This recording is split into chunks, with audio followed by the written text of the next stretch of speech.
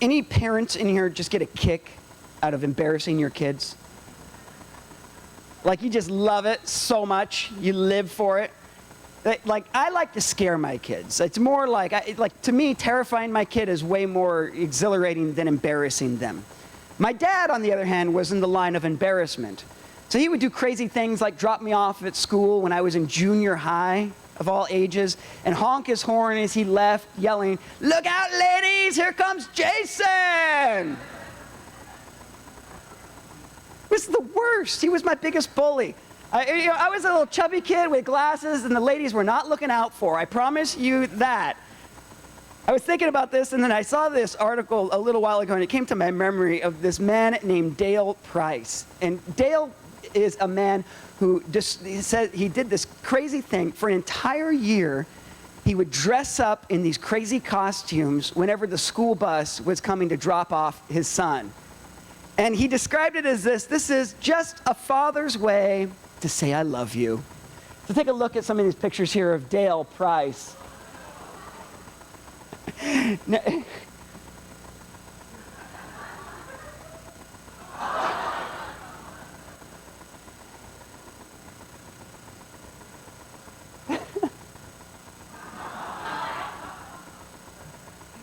Now, would you not kill your dad?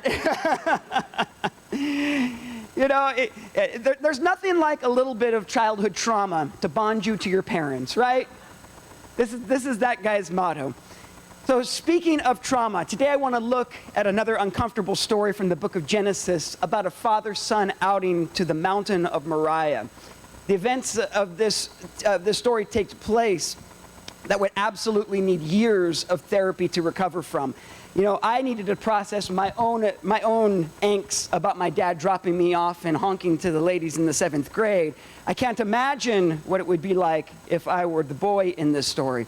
That is, if God was not directing these events. And I stress that because God is the game changer in today's story, where it goes from absolutely horrifying to something that ends up at the end of the story being absolutely beautiful. So as crazy as the story is, God uses the events in this story to powerfully teach Abraham, Isaac, and us who he is. You see, think about this.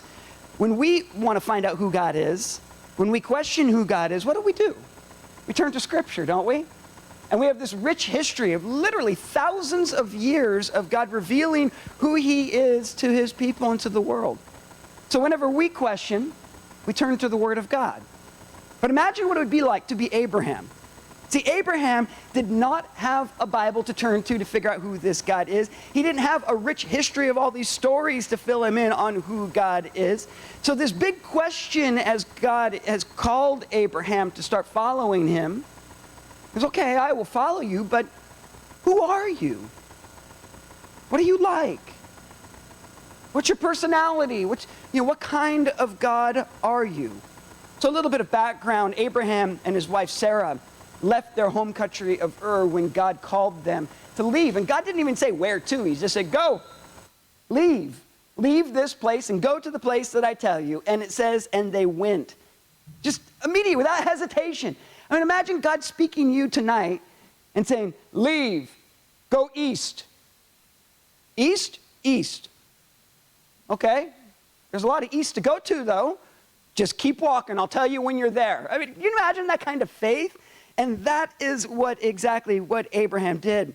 So God promised Abraham that he and his wife were going to become, their children were going to become a great nation. He would have so many descendants that they would be as numerous as the stars. But here's the problem that most of us know. Abraham was already 75 years old, and he had no children, and his wife was barren. Now, I can't imagine becoming a pops and having this promise at 75 years old. I'd be like, I don't know if this is good news. I'm having trouble tying my shoe, let alone changing a diaper. But yet, the crazy thing is, they believed. Years ago, I was probably early college, and actually Katie was there, at Northeast where I grew up. She had a prophetic word for me. And she actually gave it to Katie. Do you remember this? She gave it to Katie to give to me. And this is like, everybody wants a prophetic word. That's pretty awesome, especially when you're, a young man with a bright future ahead of you. What's God going to tell me? And it was this: Jason is going to be an incredible pianist. He's going to play the piano like no other. He's going to be a worship leader of worship leaders. And they're laughing right now. Because and this is the way it was told to me by Katie. Sorry, Katie, I'm turning on her bus right now. She goes, Jason? Jason? Our Jason? Yes. She goes, okay, I'll tell him. And she faithfully did, and we both faithfully laughed together at this. Because I cannot play any instruments. I barely have rhythm. The band doesn't look at me when I sit in the front row, and if I start clapping, I'll throw the entire band off beat. So I said, okay, well, I guess if the Lord wants to. So every now and then, even to this day, I'll still walk up to a piano and just go wild on it to see if something good comes out. So far, nothing yet. So however, unlike me, Abraham and Sarah both believed, and at the age of 100, his wife Sarah, who was 90 at that point, birthed a son. This son was the promised son. A few weeks ago, we talked about Hagar and Ishmael, and we found out that sometimes our impatient plans will birth an Ishmael. Ishmael was not the promised son. In the end, he was a blessed son, but he wasn't the promised son. See, without Isaac, there was no nation. So there's a lot riding on this kid. So can you imagine how protective these parents must have been? I mean, typically parents of single children are more protective than people who have a lot. Like, if you see one of our families that shows up in a 15-passenger bus, by the baby, it's a miracle that the baby's alive. They're like free roam children. They just kind of wander and they fend for themselves, and every now and then a brother or sister will feel bad for them and break off half of a peanut butter and jelly sandwich and throw it at them. They're lucky if they get dressed twice a week. They're like, didn't we put those clothes on Monday? Yeah, well, it's Thursday. Shouldn't we change him? It's like, oh, he's fine. Not so with firstborn kids. Firstborn kids, like, you do wardrobe changes when you're going to the grocery store, don't you? So these guys were the original helicopter parents to the fullest degree. They would have to be. I mean, imagine God saying, a whole nation will come from them. I mean, when the kid starts climbing on something, you're like, no, you're going to kill a whole nation. Get down from there. So all this to say, this is nothing short of amazing act of trust, and what we see comes next in the story. Genesis 22, 1 through 2. Sometime later, God tested Abraham. He said to him, Abraham. Here I am, he replied. Then God said, take your son, your only son who you love, Isaac, and go to the region of Moriah.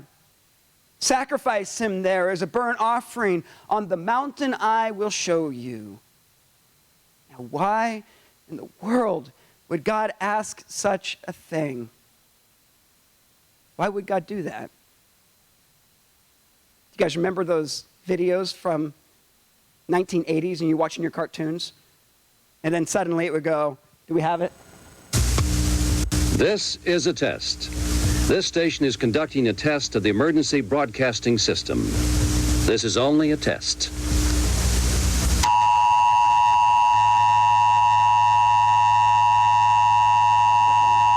That's awful. I hated it when I was a kid. I still hate it to this day. That's it. That's really that. This is a test. We're told from the very beginning of this story that this is a test. God has no intention of this ever happening or following through with this. This is a test. See, child sacrifices to pagan gods back then would be a common thing during this time. So this wouldn't be outside of Abraham's worldview. I mean, as much as like if we were to say, hey, can you believe this? That a politician lies and cheats sometimes. Would you be all, oh, no way? Of course, because we know in our worldview, politicians lie and cheat sometimes. It's not too shocking to hear that news. So in that same way, Abraham wouldn't actually be shocked by this news. Like if we heard this would be outside of our worldview completely. But Abraham would go, oh, You're like those gods. Oh, this is the kind of God that you're like. But once again, killing Isaac was never God's intention. God was setting up this whole dramatic event for two reasons. One, to test Abraham and to show both Abraham and Isaac and all of us what kind of God Yahweh is. So second question, why would God want or even need to test him? I mean, man, hasn't he proven himself already? God said, pack up your stuff and leave. Okay, I'm old, but I'll go. I've lived here my entire life. This is where all my family is. This is where I live. But okay, I'll go. You would think that would be enough, right? You would think that would be enough to prove. But I think sometimes maybe the test is more about Abraham's knowledge, more so than it's about God's knowledge. I mean, doesn't God already know? Maybe the test is really so Abraham will know. See, sometimes the promises that we've been waiting for can actually become the idols that we worship in our lives when we finally get our hands on them. And this is why God tested Abraham. Did Abraham love the promise or the promise giver more? Did he love the gift or the gift giver more?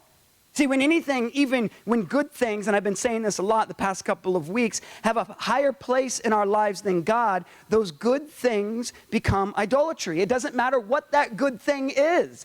The second it is elevated over our love for God, it becomes an idol in our life. And God doesn't want anything to have a higher place in our lives than him.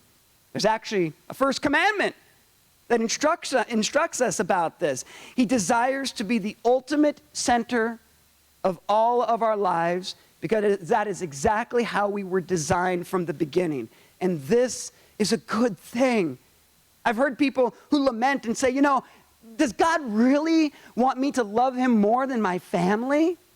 And see, we assume that this is a bad thing, when in fact, this is a wonderful thing. Would you ever want a lover who wasn't jealous over you?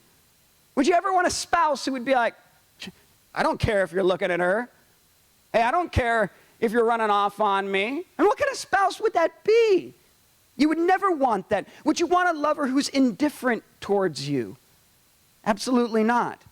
See, secondly, God's not just jealous, but he knows that when we make anything other than him our ultimate thing in life, we will crush it with the weight that we put on it. And we'll end up losing the very thing that we want to keep. So elevating anything above God actually makes us incapable of loving that thing well. So you can't love your kids more than you love God, or you will crush your kids. You will smother them with your love. And really, it's not even about them anymore. It's all about you. See, God wants you to enjoy everything that he's given you, your family, your possessions, your profession, your health, football even. You name it, he wants you to enjoy this life. He wants you to enjoy it so much that he doesn't want you to ruin it by making it higher than it ought to be. See, he is the only one who will never be crushed by our expectations. He cannot be crushed by them. So how do you know when something other than God has become an idol in your life? How do you know when something other than God has become an ultimate thing? And here's one of today's uncomfortable truths. It's anything or any person that you're not willing to put on the altar. Anything or any person that you're not willing to lay before God and say, thy will be done. So what is Abraham's ultimate? The promised son, who he'd waited a long time to have, or the promised giver? Let's find out. Verses 3-5. Early the next morning, Abraham got up and loaded his donkey. He took with him 2 of his servants and his son Isaac.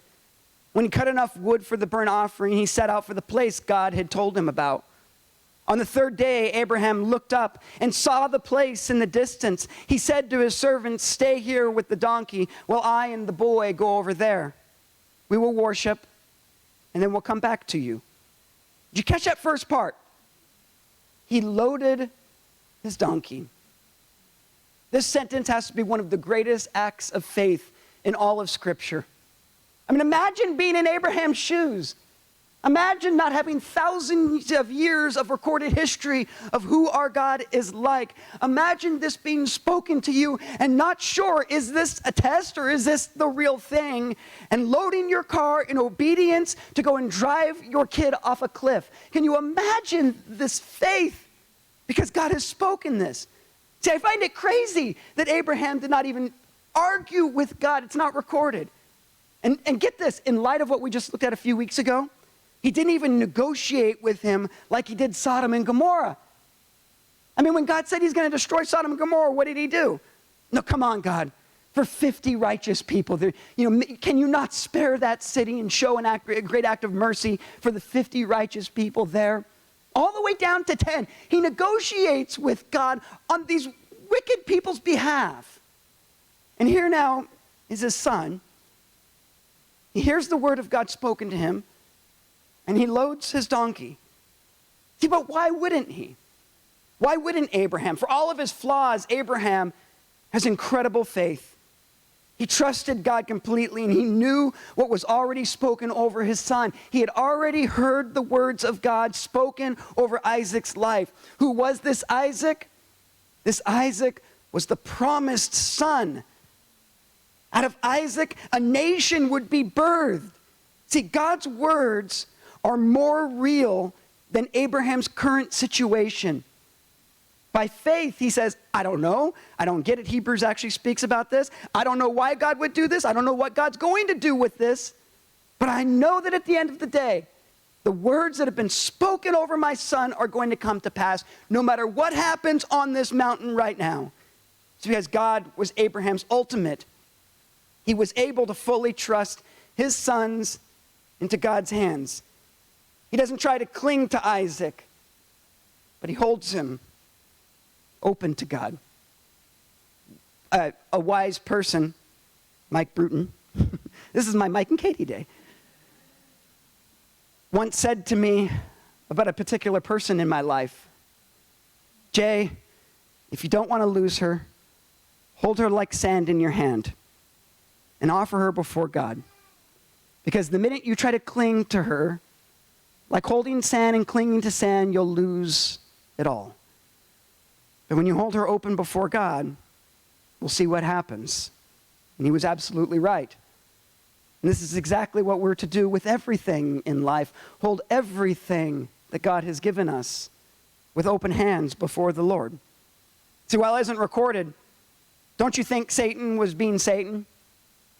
Satan does what Satan does, doesn't he? I mean, I would imagine that Satan was whispering things into Abraham's ears every step of this journey, 3 days long. John 8:44 says this, that speaking of who Satan is, he was a murderer from the beginning, not holding to the truth, for there is no truth in him. When he lies, he speaks his native language, for he is a liar and the father of lies. So don't you think that the father of lies would be whispering into Abraham's ears in this moment, every step of the way? Lies that you can't trust him. What in the world are you doing? He is going to fail you. He is going to leave you childless. He is going to leave you promiseless. What are you doing stepping forward in this? You've lost your mind. He can't be trusted. See, these are the things that Satan has always done and always does according to Jesus. He is a liar. And he will always try to whisper fear into our hearts. I mean, let's go back to last week's story. Isn't that what happened? Fear always moves people into distrust. It's what it does. So if he can whisper fear into your heart, he will cause you to distrust God, and he will cause you to put plans into your own hands. Abraham had plenty of time to consider what he was doing 3 days long. He had plenty of time to say, you know what, guys? Let's just roll home. I'm not feeling it anymore. Nobody know all the more, except for Abraham, except for God. But Abraham still moves forward for 3 days until he gets to the place where God tells him to go. And that's the next uncomfortable truth. Real faith can always be seen in acts of obedience. It's just true. It's not real faith if it's not seen in our obedience. No matter how difficult that obedience may be, it points to what we believe in. Obedience is actually the manifestation of trust, the manifestation of faith. Keep moving forward when we know God has spoken. That is an act of trust and faith. It's manifested in your life. Verse 6 through 10. Abraham took the wood for the burnt offering and placed it on his son Isaac. And he himself carried the fire and the knife. As the two of them went on together, Isaac spoke up and he said to his father Abraham, "Father." "Yes, my son." "The fire and the wood are here," Isaac said. "But where is the lamb for the burnt offering?" Abraham answered, "God himself will provide the lamb for the burnt offering, my son." And the two of them went on together. When they reached the place where God had told them, Abraham built an altar there and arranged the wood on it.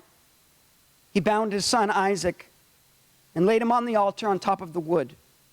Then he reached out his hand and took out his knife to slay his son.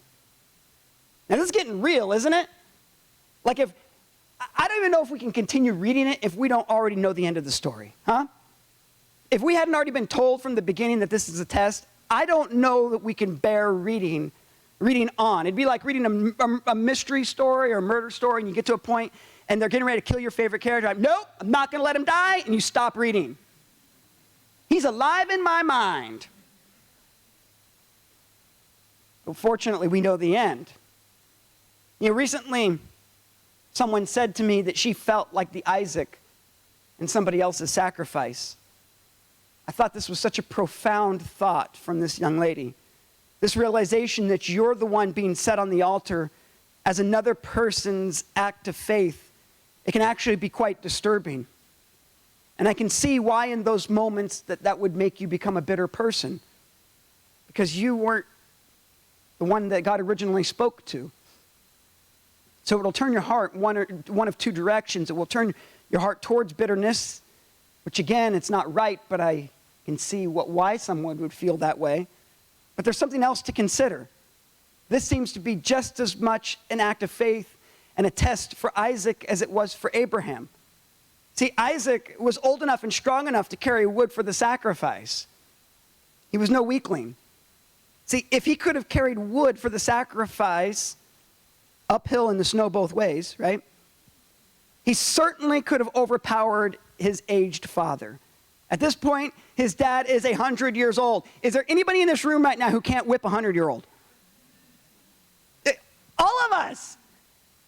I mean, you know, you wouldn't even have to know how to fight. You'd be like, oh.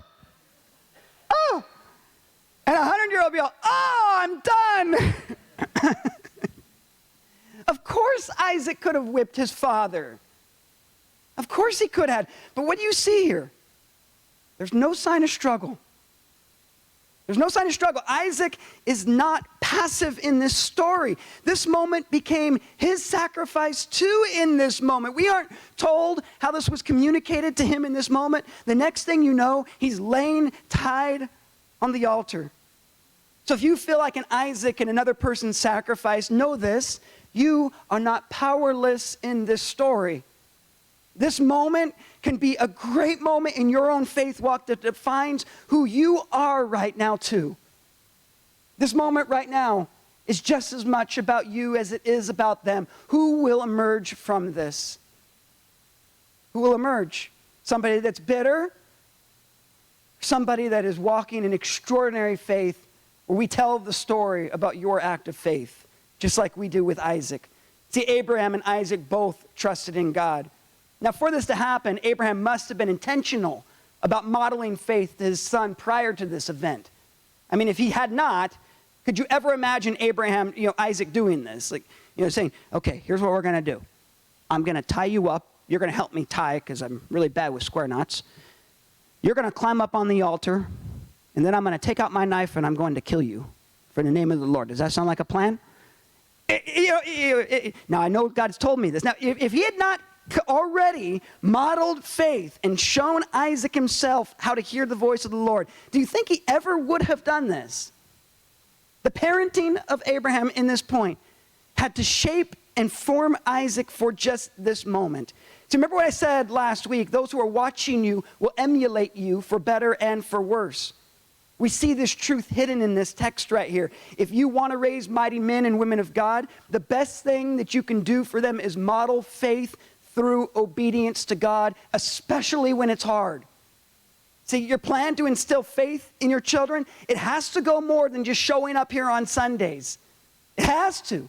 They have to see that you actually believe that this stuff is true. They must see it lived in you if you expect it to be lived in them. So don't be afraid to take them into your challenges.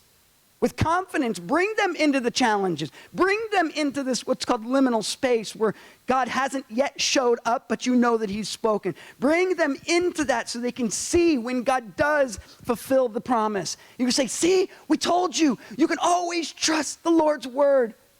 They've got to see it. See, attempting to build an easy and comfortable life that requires no faith, it's got to be one of the worst things you can do for your kids. They need to see you make choices because you believe what you believe and you know it to be true. Or how else will they ever emulate acts of great faith? Verses 11 through 14. But the angel of the Lord called out to him from heaven, Abraham, Abraham! Here I am, he replied. Do not lay a hand on the boy, he said. Do not do anything to him. Now I know that you fear God, because you've not withheld from me your son, your only son. Abraham looked up, and there in a thicket saw a ram, caught by its horns. He went over and took the ram and sacrificed it as a burnt offering instead of his son. So Abraham called that place, the Lord will provide. And to this day it is said, on the mountain of the Lord, it will be provided. So who is this God? Who is he in the story? He is Jehovah Jireh. He is the God who provides. Provision is not just something that God does, it's part of his essence. It's part of who he is. Like patience we talked about last week, he is a God who will always provide. It's his nature. So if it's part of who he is and he's unchanging, then here's a reality check for you. Do you really think he's not going to provide for you? Of course he's going to provide for you. Remember, he did this not only to test Abraham, but to teach him who he was. Likewise, if you're in a place of great need in your life right now, it could be that you've been led to this place so that you can see who God is and see how well he provides. Now listen to what happens to anything that we lay on the altar to God. 15 through 19. The angel of the Lord called to Abraham from heaven a second time and said, I swear by myself, declares the Lord, that because you've done this and have not withheld your son, your only son, I will surely bless you and make your descendants as numerous as the stars in the sky and as the sand on the seashore. Your descendants will take possessions of the cities of their enemies, and through your offsprings all the nations of earth will be blessed because you have obeyed me. Then Abraham returned to his servants, and they set off together for Beersheba, and Abraham stayed in Beersheba. Last uncomfortable truth, whatever we put on the altar, that very thing is the thing that becomes blessed. It can't be blessed unless it's laid at the altar. Do you want your kids to be blessed? Put them on the altar. Open your hands and say to the Father, they're not mine, they're yours. So not my will be done in their life, but your will be done in their lives. And I'll tell you, you go in the beginning when my kids were little, like babies to 5-ish, this was really, really hard for me. As a person who struggles with anxiety, this was a really difficult thing for me. And to just keep going back, they're yours, they're yours, they're yours. I don't need to worry about them. Of course, I need to parent them, and I need to kind of worry about them. But I don't really need to worry about what's going to happen. I just need to just trust. I need to trust. And then all of a sudden, it kind of gets easy for this period. And now we're getting ready to launch one of them out. And I'm back to this place where I'm like, okay, God, We're back here again. I trust you. I trust you. I trust you. They're all yours. He's yours. He's yours. He's yours. You want your dreams to be blessed? Put it at the altar. You want your finances to be blessed? Put it at the altar. Do you want your career to be blessed? Put it at the altar. Your anxiety to be healed? Put it at the altar. Give it daily to God and see what God does. See, we limit God's blessing with anything that we hold too tightly in our hands. And if you have an anything but in your life, then you have to realize this, that is keeping that thing from becoming blessed by God. You're limiting its blessings because you're clutching it too tight. The Word of God tells us everything must die in order for it to be resurrected in glory. Everything. But do we really see, do we really see from this uncomfortable story how much God really loves us? If the worship team wants to come up right now. How do we know? I mean, when you look at this, do we really see how much He loves us? We know because God held nothing back for us. See, this story, what it's doing, is actually a foreshadowing of the greatest story. This is foreshadowing of a picture of God the Father and Jesus the Son. What happened in that greatest story? Jesus carried the wood that he'd be sacrificed on. Notice Abraham said that God would provide a lamb, but in the end he ended up providing a goat. Was Abraham wrong there? Or was he speaking prophetically generations, thousands of years into the future? See, the lamb was provided by God, and it was the sacrifice, and Jesus was that lamb.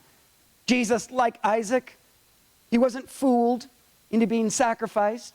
He wasn't overpowered, but he went willingly to the cross because he too, by faith, lived in complete obedience to the Father's words. And the place even, God asked Abraham to travel to sacrifice Isaac to a very specific place for a very specific reason, and it just happens to turn out that that specific place was the very place that Jesus was crucified. So fulfilling those words completely on the mountain of the Lord, it will be provided. What is it? All of our salvation. All of our resurrection, that through Christ's death we could be risen up so that our lives could be blessed, so that whatever we lay on the altar can be blessed. Because Jesus died on that mountain, we get to live. But unlike Isaac, the Father did not withhold the knife.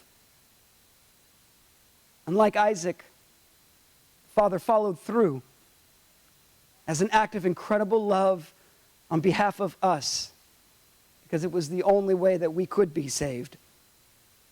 So if he did not withhold the knife from his son to provide atonement for you, why do you think he would stop providing for you?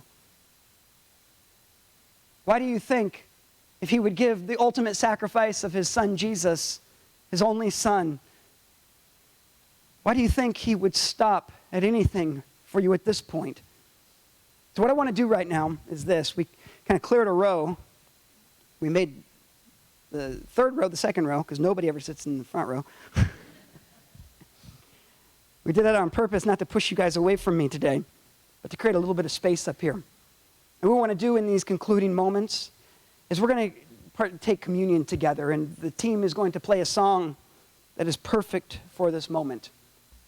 And what I'd like us to do is this, is if you are in a place where you are needing the provision of God, if there's something in your life that you need to lay down in order that it may be resurrected in your life, lay down in order that it may be blessed, and whatever that might look like, you don't know, but God knows. What I want to do is come and get the elements, the bread and the cup, and come and just stand in this space. And in our tradition, the space up front is called the altar. And is God back there? Of course he's in the back row. What a stupid thought to think God's not in the back row too.